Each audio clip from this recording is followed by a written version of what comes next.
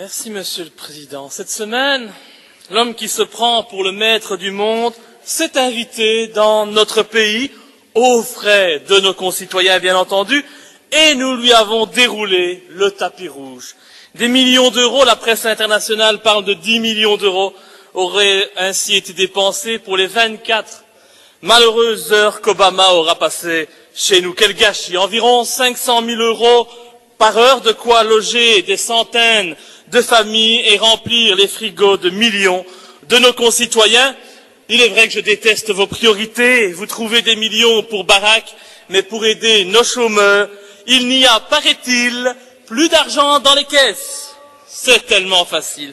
Comment peut-on dérouler le tapis rouge pour un homme qui n'a tenu aucune de ses promesses électorales, un homme qui continue d'endetter son pays de manière outrancière et dont le budget de l'armement est 100 fois supérieur à celui de l'éducation et de la création d'emplois dans un pays où 30% de la population vit aux dépens de coupons repas.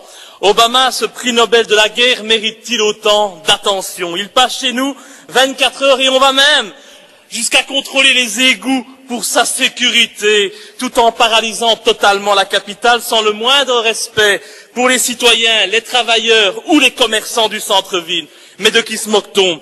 Vous surprotégez les plus grands escrocs, les plus grands criminels, car dois-je vous le rappeler, les États-Unis, ce sont plus de 1000 bases militaires dans le monde. C'est le pays le plus endetté au monde. Les USA, c'est le sionisme, c'est l'oppression de la Palestine, c'est la peine de mort, c'est Monsanto, c'est Rockefeller, c'est la décadence, le mensonge et la manipulation dont le 11 septembre fut la plus belle réalisation. Et un tel dispositif pour accueillir un pantin, un produit marketing, au sourire Colgate, un bounty, comme certains disent, marionnette de l'AIPAC, qui incarne à mes yeux la personnification de l'échec occidental, la personnification des multinationales, de la culture consumériste, de l'individualisme, de la malbouffe. J'y arrive, une phrase. Oui, mais de la négation des droits de l'homme, de l'ingérence et de l'immoralité militaire d'Hiroshima à Guantanamo, c'est honteux. Pourriez-vous me dire, Monsieur le Premier ministre, quel aura été l'intérêt pour les Belges d'accueillir cet individu?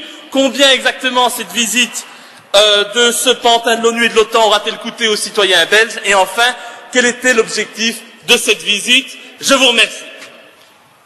Merci Monsieur Louis. Vous pouvez préparer votre question pour la semaine prochaine puisque le président chinois vient en Belgique et c'est le sommet Union européenne-Afrique.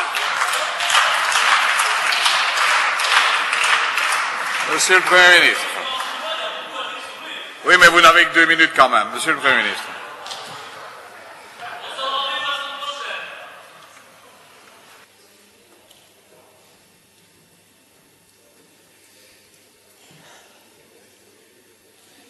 Monsieur le Président, chers collègues, tout d'abord, quelques considérations générales. Que le président des États-Unis vienne à Bruxelles, participe à une séance de travail avec l'Union européenne, rencontre bilatéralement l'autorité nationale, je pense que, d'une manière générale, c'est un geste positif et positif pour l'ensemble du pays. Pour ce qui concerne les tracas, je peux comprendre. Moi-même ai vu des rues absolument vides et des automobilistes, voire des piétons bloqués durant trop longtemps. Et c'est vrai qu'on doit tirer un peu la leçon, il faut assurer à tout prix la sécurité de tout un chacun, de nos citoyens et de nos invités de marque, mais il faut le faire avec le discernement voulu pour permettre quand même qu'il n'y ait pas un blocage comme nous l'avons connu, qui est manifestement excessif. Quant au coût, ce que je peux vous dire, c'est que le coût de la visite du président a été estimé à 654 000 € par la police fédérale et pour la police fédérale. Le montant des prises en charge par l'État et la répartition entre les divers SPF de la défense, notamment la défense nationale, je ne les ai pas encore, mais bien entendu, on les communiquera. Alors, moi aussi, je pourrais, Monsieur le Président, sur chaque action que nous menons, disons que quand on utilise 500 000 ou 1 million dans tel dossier, on pourrait le mettre dans les logements sociaux. Et c'est vrai qu'on a besoin davantage de logements sociaux. Et je ne suis pas d'accord qu'on mette des baraques pour des chômeurs ou des gens sans emploi ou des gens qui cherchent de l'emploi.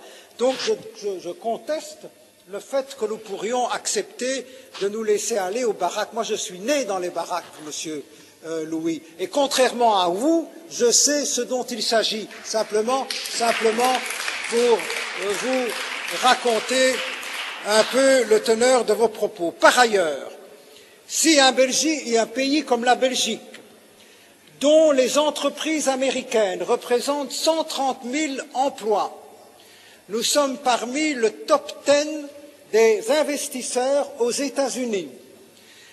C'est bien entendu la publicité, l'audience qu'a la Belgique dans tous les États-Unis durant les 24 heures passées par le président des États-Unis chez nous. Si nous avions dû payer une telle communication, ce seraient des montants 5 à 10 fois supérieurs et nous n'aurions pas eu le même impact.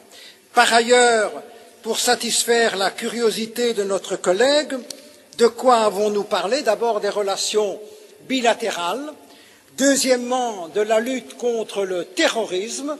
Nous sommes sur un point de vue partagé pour lutter contre le terrorisme partout dans le monde. Nous avons parlé des sanctions à l'égard de la Russie dans le cadre de la situation en Ukraine.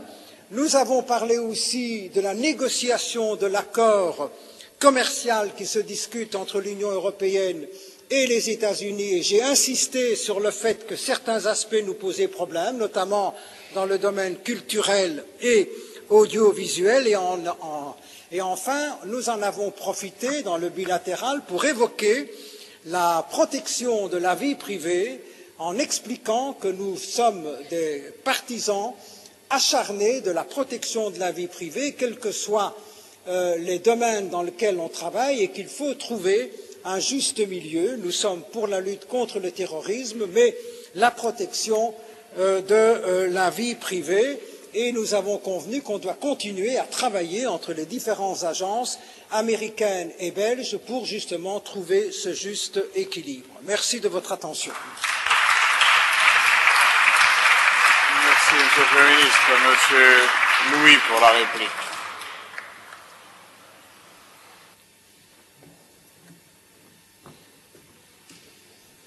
Barack vous monte à la tête parce que je ne vous ai jamais parlé de Barack.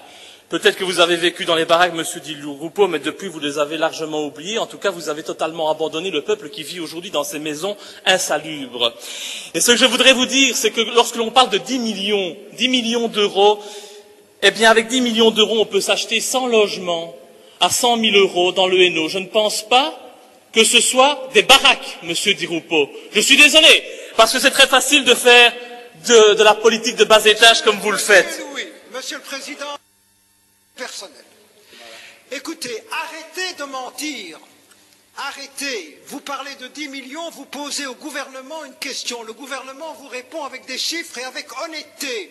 Vous voulez continuer à faire le cirque pour mettre sur Internet tout ce que vous racontez. Ça vous dérange? Pas du tout. Ça vous dérange? Pas du tout. Ce qui est... On est en campagne, Monsieur Di Rupo, n'est-ce pas? Je vois que vous êtes remonté aujourd'hui. Monsieur Louis. Ce n'est pas une question de campagne. J'attends, moi. Ce n'est pas une question de campagne, c'est Non. une question d'honnêteté intellectuelle. Oh. Et vous avez... Monsieur Louis. Si les propos que vous tenez à la tribune n'étaient pas couverts par l'immunité, vous seriez traduit devant les tribunaux. Mais vous le faites ailleurs, hein? Tellement. Vous allez me pousser à bout aujourd'hui. Sont outranciers et inacceptables.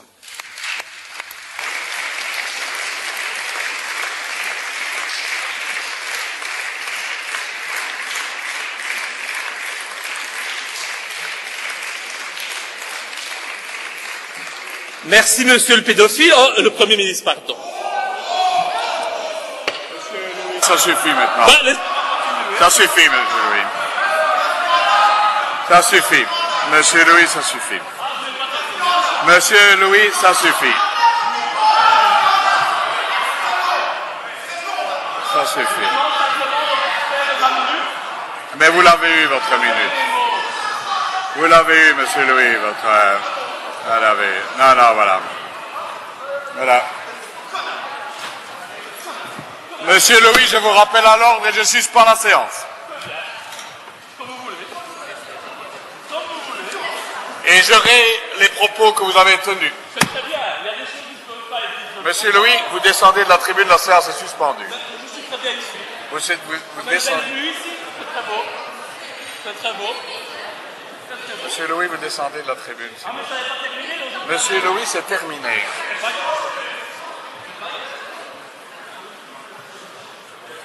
Les images sont toujours belles quand, Non, non, il n'y a pas d'image non plus. quand le Parlement se dit. C'est très bien. Oui. Monsieur Louis, vous devez descendre. Ben, je vous en prie, descendez. Non, non, vous devez descendre. Mais descendez, moi je ne Vous bouge devez pas. descendre. J'ai suspendu la séance, Vous faites ce que vous voulez. vous n'avez plus à vous tenir là. Moi, je ne bouge pas. Je vous ai rappelé à l'ordre une première fois. Vous rappelez à... Non, vous ne m'avez pas rappelé à l'autre. Si, je vous ai rappelé à l'ordre une première fois. Non, pas du tout. Pas du tout. Moi, je suis très bien ici, je ne bouge pas. J'ai le droit de dire ce que j'ai à dire. Non, non, vous n'avez Sur la plus. tribune de la... Vous avez terminé, monsieur Louis. Monsieur Di Ruffo m'interpelle.